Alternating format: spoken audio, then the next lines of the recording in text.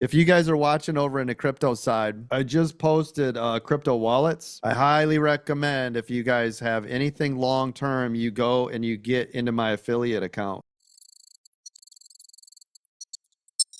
It's that crypto wallets. It'll take you right to Ledger. They're a #1 source for cold storage and wallets. And I think we had some chatter over the weekend. So those of you that are watching, thinking about crypto, the reason we're talking about that right now is because if you leave your crypto on an exchange, Binance, whatever you guys are using, Gemini, it doesn't matter. If those get hacked, they're going to take your money. So if those get hacked, you will lose all of your crypto. So the advantage of using one of these wallets, cold storage, is the fact that it is not connected to the internet. It is now going to be on your physical drive. Okay. They cannot hack that unless, of course, you give them the seed phrase and stuff that you're not supposed to do. So don't do any of that nonsense, right? You're going to protect that with your lives. So nobody should have any crypto on any exchange anywhere if you are holding long term. Does everybody hear me?